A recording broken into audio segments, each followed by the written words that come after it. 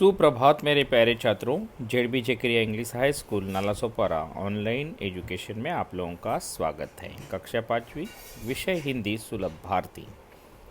आज हम दूसरी इकाई का 5वां लेसन रोबोट देखने वाले हैं। दरअसल रोबोट क्या है? रोबोट एक मशीन है जो इस तरह से निर्मित होता है कि एक से ज़्यादा कामों की खुद ही एक गति और शुद्धता के साथ वो कर सकता है, जिसे हम यंत्र मानव भी कहते हैं। रोबोट एक तरह की मशीन ही है जो खास तौर पर कंप्यूटर के द्वारा डाले गए प्रोग्राम या निर्देशों के आधार पर काम करता है। यह कई मुश्किलें भरे कामों को सरलता से अपने आप करने में सक्षम होता है। रोबोट मैकेनिकल, सॉफ्टवेयर और इलेक्ट्रॉनिक इंजीनियरिंग के मिश्रण से मिलकर बनाया हुआ होता है। इसमें सभी का रोल लगभग एक समान ही होता है। तो आपके सामने स्क्रीन पर रोबोट का जो चित्र है उसमें यहाँ पर स्वर, व्यंजन और किस प्रकार की बाराखड़ी बनती है उसके बारे में हम जो है विस्तार से जानकारी आज हासिल करने वाले हैं। रोबोट के बारे में तुम लोगों ने इसके पहले भी दूरदर्शन पर देखा होगा, है ना। एक यंत्र मानव, वह मनुष्य की तरह ही सारे काम कर लेता है। इस पाठ में रोबोट का चित्र दिया गया है। इस चित्र में वर्णमाला के स्वर और व्यंजनों का लेखन किया गया है, वो हम देखते हैं। किसी भी भाषा की लिपि जो है वर्ण से शुरू होते। मौखिक भाषा की मूल ध्वनियों को व्यक्त करने वाले चिन्हों को वर्ण कहते हैं। यानी वर्ण किसे कहते हैं? मौखिक भाषा यानी जो भाषा मुख से बोली जाती है। मूल ध्वनि जो है उसको व्यक्त करने के जो चिन्ह होते हैं, साइंस होते हैं, उसे वर्ण कहते हैं, है ना। तो इस वर्ण के दो प्रकार हैं, एक स्वर और दूसरा व्यंजन। स्वर में अ, आ, ई, उ, ए, ऐ, ओ, औ, अह, ए और आ।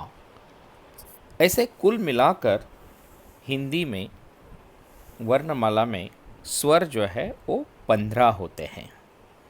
15 स्वर हिंदी वर्णमाला में हमें देखने के लिए मिलते हैं।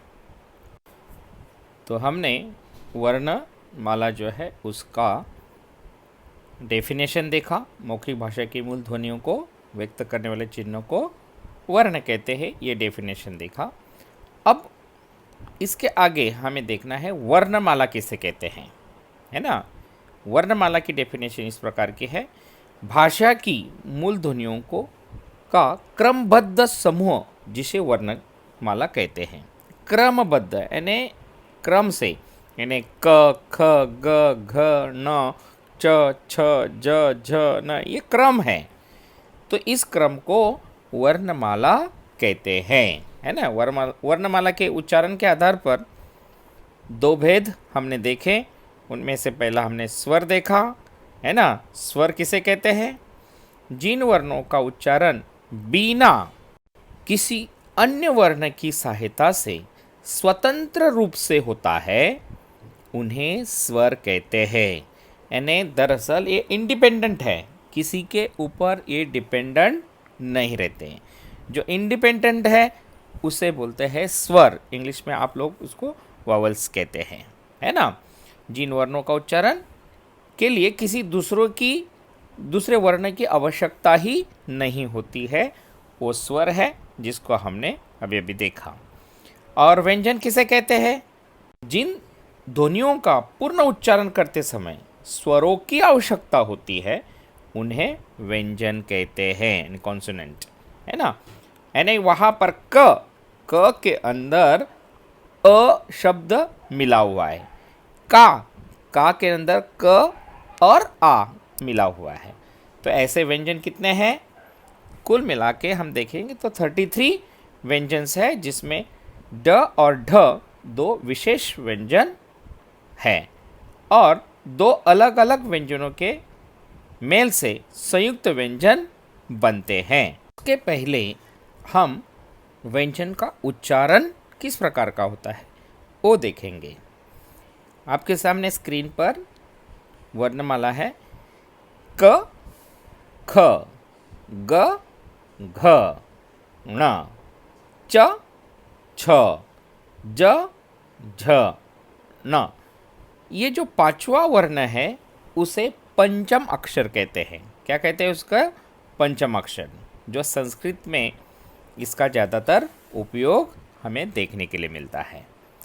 आगे ट, ठ, ड, ढ, न, त, थ, द, ध, न, प, फ, ब, भ, म, य, र, ल, व, श, स, ह और इसमें ड और ढ दो विशेष व्यंजन है।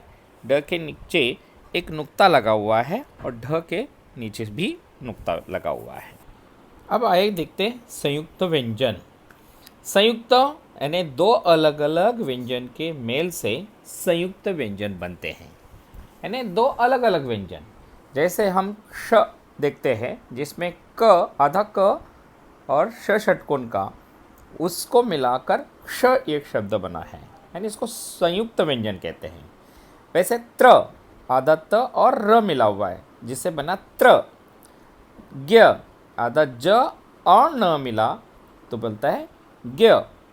श्र यानी आधा श और र मिला तो बन गया श्रमिक का श्र। तो इस प्रकार जो है संयुक्त व्यंजन क्ष, त्र, ज्ञ और श्र है ना, चार संयुक्त व्यंजन है, चार अलग संयुक्त व्यंजन हैं। इन व्यंजनों को आप लोगों को स्मरण में रखना है। अब अनुस्वार, अनुस्वार यानी अ पर बिंदी लगने पर उच्चारण होता है अम, यानी ऊपर जो बिंदी लगी है उसको अनुस्वार कहते हैं। तो अ पर बिंदी लगी तो बन गया अम, तो इसको अनुस्वार कहेंगे। तो सभी पंचमाक्षर है ना, न, ज्ञ, न, न और म के लिए अनुस्वार का प्रयोग होता है ना। जैसे टंकी, कंचा, घंटा, चंपा है ना, तो ये अनुस्वार है और इसके बदले जो है ना न, न, न, न और म, इसके बदले हम उसका उपयोग कर सकते हैं। उसके आगे है विसर्ग। विसर्ग, विसर्ग किसे कहते हैं?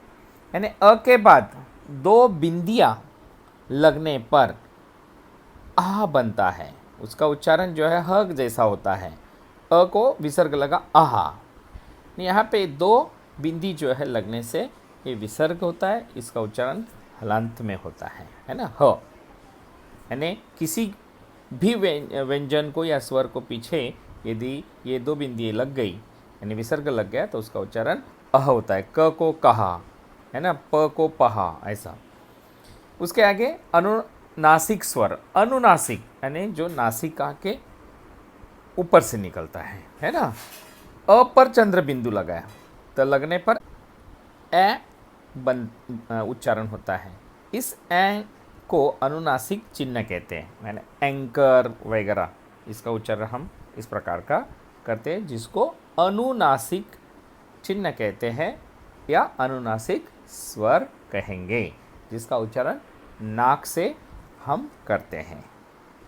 तो इस प्रकार जो है यहाँ पर अनुनासिक स्वर का उच्चारण किस प्रकार का किया जाता है ये हमने देखा। हिंदी भाषा में कितने व्यंजन हैं? 33। ड और ढ दो विशेष व्यंजन में आता है। उसके अलावा हम देखते हैं ड़। ये ड़ अक्षर मराठी भाषा का अक्षर है। कुछ शब्दों के शुद्ध उच्चारण के लिए इसका प्रयोग किया जाता है, जैसे तमिल, टिळक, बाढ़ आदि। दरअसल ये मराठी मूलाक्षर है में ड़ का उच्चारण हमें देखने के लिए मिलता है। तो इस प्रकार यहाँ पर ये रोबोट पाठ समाप्त हुआ। धन्यवाद। आपका दिन शुभ हो।